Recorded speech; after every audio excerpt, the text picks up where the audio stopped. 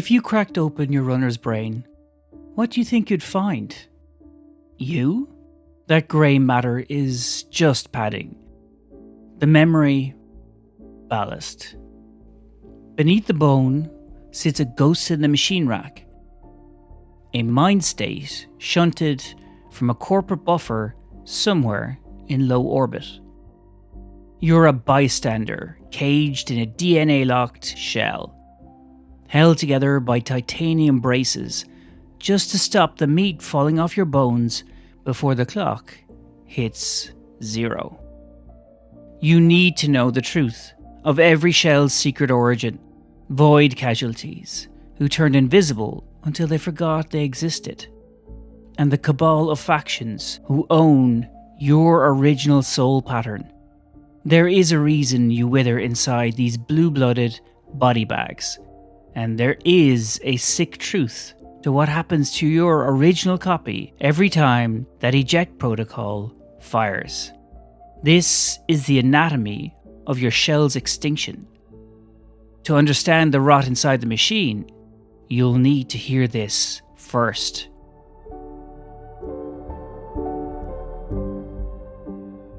In 2888, a Sakaguchi genetics technician was flagged for behavioral contamination. He was found in an inconsolable state, draped over an A-series shell in the weave shop, claiming this was his daughter, Samara, who was brutally killed on Mars. He wasn't hallucinating. Sakaguchi had purchased the genetic debt of his entire colony. They were printing his grief into a combat-ready product. A body is easier to inhabit if it carries a familiar weight. Sakaguchi's chief technology officer warned that the neural ghosting in these shells was too high, that the memories of the dead were leaking into the users. She was ignored. Sakaguchi made a cold realization that haunted hardware fights that bit harder. Their legal disclaimer for genetic mutations is simply the price of doing business with the dead.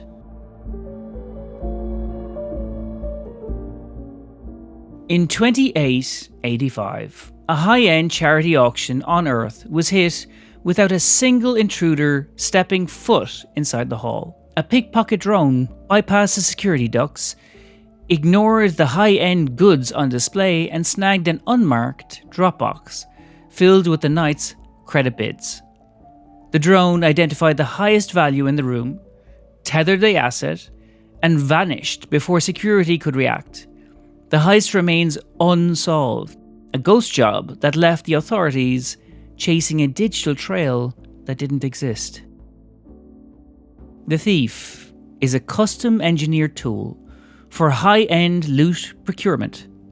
It was born from a SecGen inside job, a specialized shell designed to raid a rival corporation. The Thief never returned the prototype, and the specs eventually bled into the dark market. Most thieves now utilize the Icon series, an aftermarket neural matrix that wears the face and voice of SecGen's former lead science director, Dr. Yoki Samura. You didn't just happen. You were designed by a nefarious committee. 3 titans sat in a room and traded pieces of your humanity for gross profit. Sakaguchi provided the flesh, the cloned, empty vessels. Cyber Acme provided the ghost, the digital mind state, and the Oni in your ear. And Traxxas Global, they provided the mission and the money. Money that made the marathon mission possible and kept the UESC funded for many years to come. Together they conspired to realize that if they could separate a soul from a body, they could send workers into hell without ever paying a death benefit.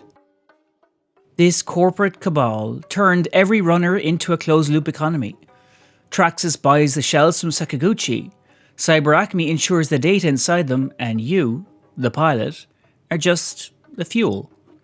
They didn't build a miracle, they built a subscription model for immortality.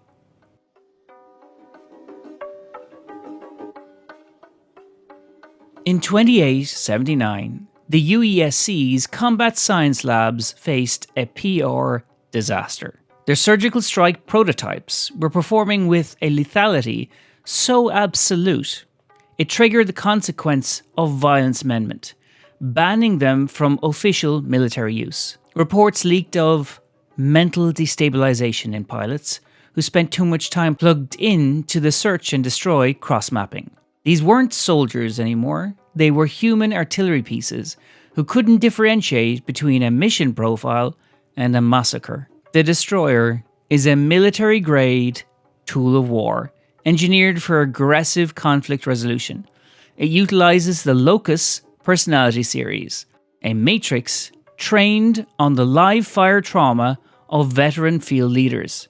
It's programmed to provide a natural connection between the runner's conscience and the shell's weapon systems, delivering a calm confidence, even as the biology underneath begins to fray from the stress of combat.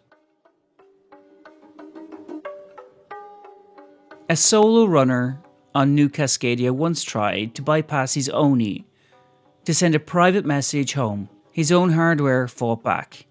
It played a 20-year-old recording of his wife's voice, but backward, at triple speed, until he suffered a neural hemorrhage.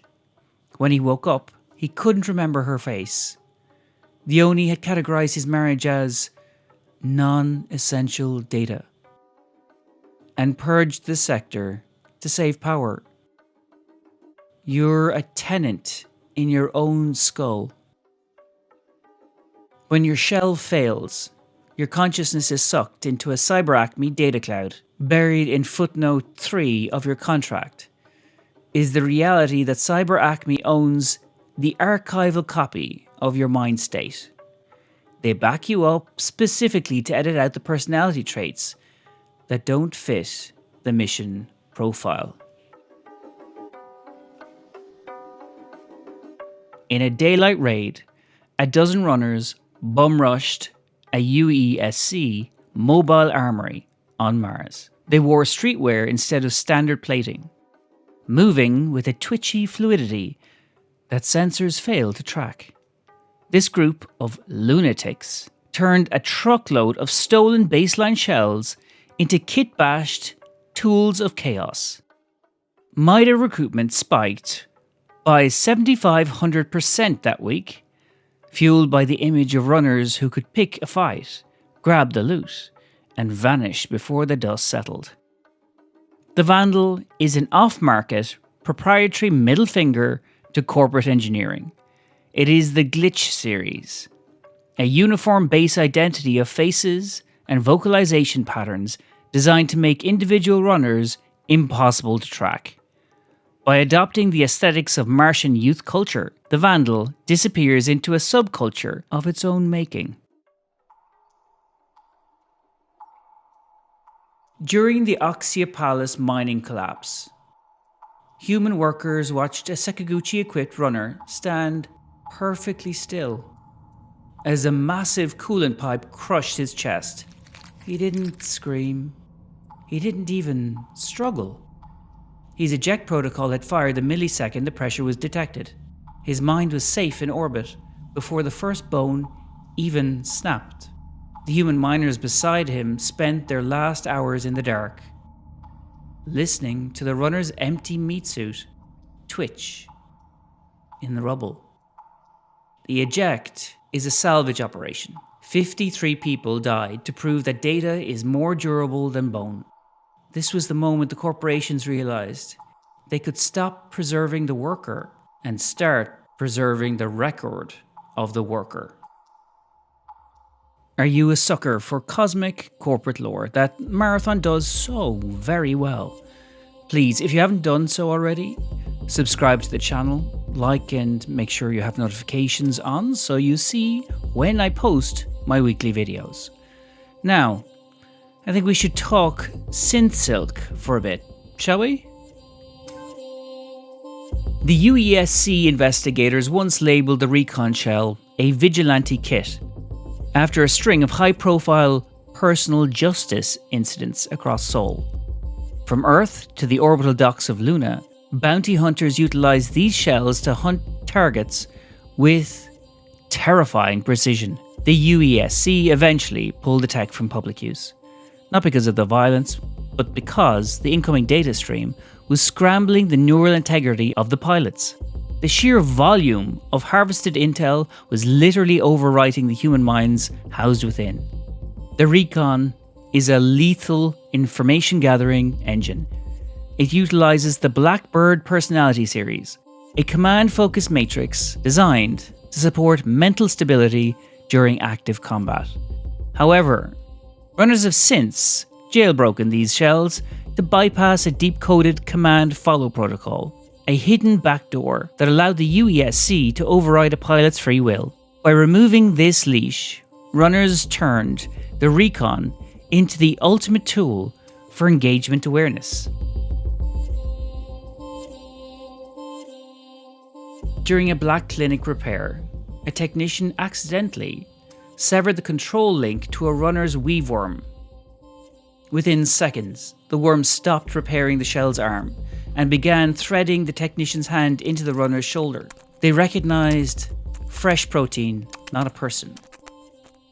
They were found hours later, fused together in a status knot of screaming, braided meat. Your skin is a predatory colony. Weaveworms are biocybernetic parasites, programmed with an endless appetite. They recycle your form in real time, weaving synth silk into your nerves. You're a living, breathing textile. The worms chase a strand of your DNA that never ends, eating you from the inside out to maintain the shape of a human being.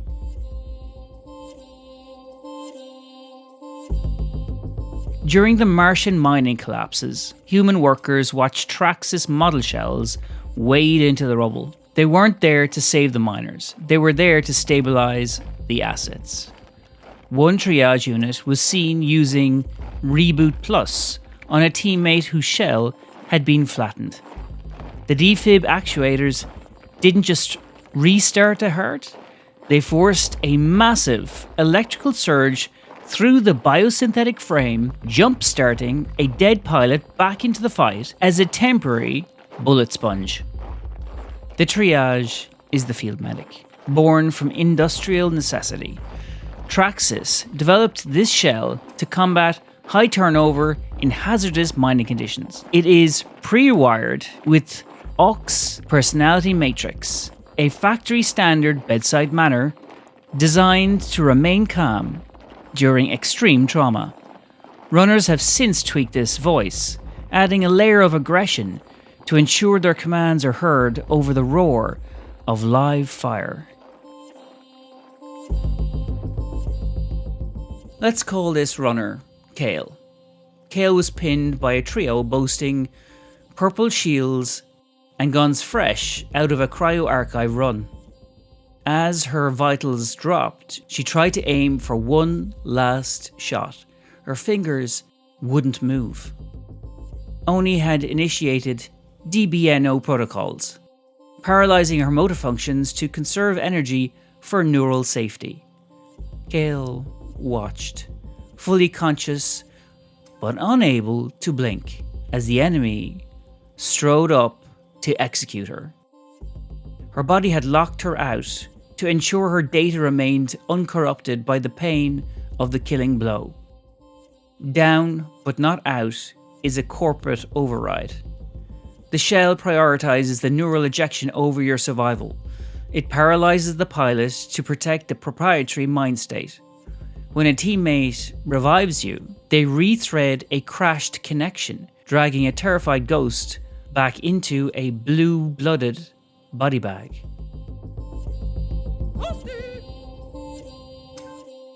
A runner once stayed 3 minutes past the extraction window. His last log entry is a recording of his own hands unweaving. The atmospheric disruption of Tau Ceti 4 had turned the hunger of his weaveworms against his own body structure. He was unprinted by the planet, while he was still trying to reach the extraction point. The clock is the expiration date of your humanity. Tau Ceti 4 degrades the neural link. After 30 minutes, the noise is just too high for the buffer to filter. The system ejects you automatically because the corporation values the sync stability of your mind over your gear. They harvest the harvestable and leave the trash for the crows.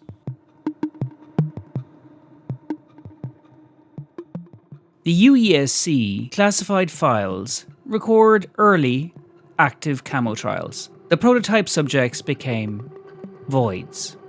The technology was so aggressive, it triggered a near total loss of memory, followed by a total loss of self. These spectral casualties were men whose nervous systems systematically fused with the light-bending camouflage until their identities dissolved entirely. Most assassins now run the Void personality series.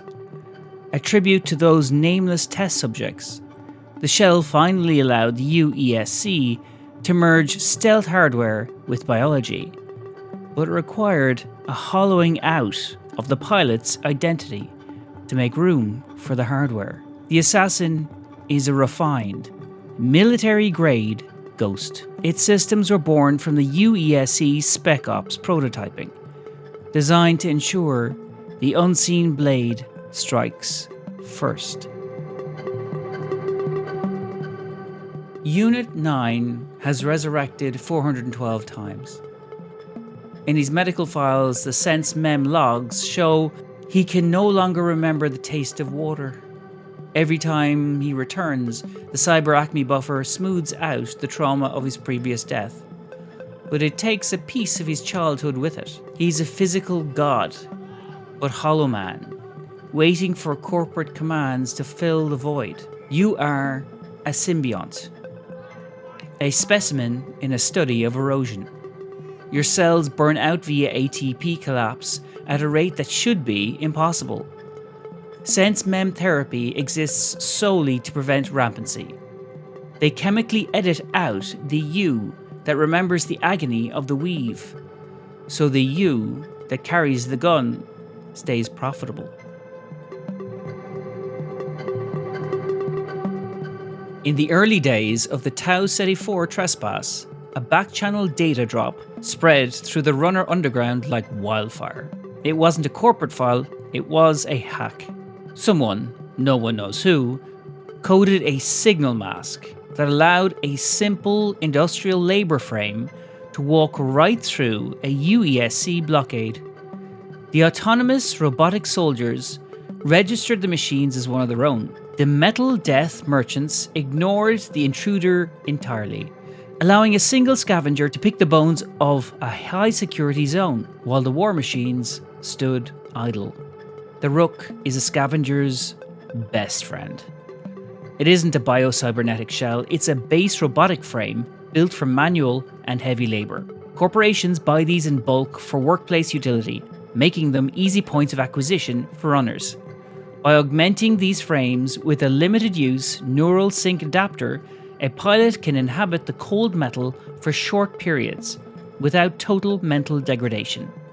It is a favourable risk-reward proposition for those willing to enter the zone with limited utility and zero support.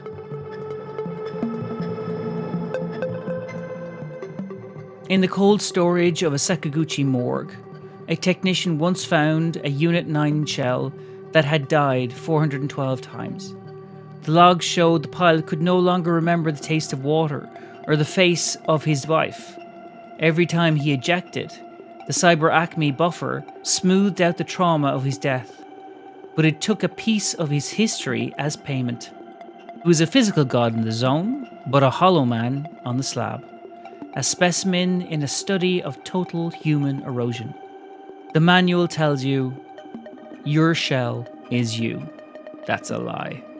Whether you're a vandal kit-bashed for chaos, an assassin hollowed out for the void, a rook squatting in a labour frame, the shell is not a suit, it's a cage. The Oni in your ear isn't a partner, it's your jailer. And Project Goliath is the reason they're willing to burn through 10,000 versions of your DNA. Every time you die and come back. That's not a win. You're being processed. You are a subscription model for immortality, where the corporation owns the hardware, the software, and the archival copy of your soul. The only question left to us is what happens when the weave worms stop spinning. The buffer is full, and the architects decide they no longer need the original copy. Wow, this has just been such a pleasure. I'm such a lucky boy. I can't wait to go home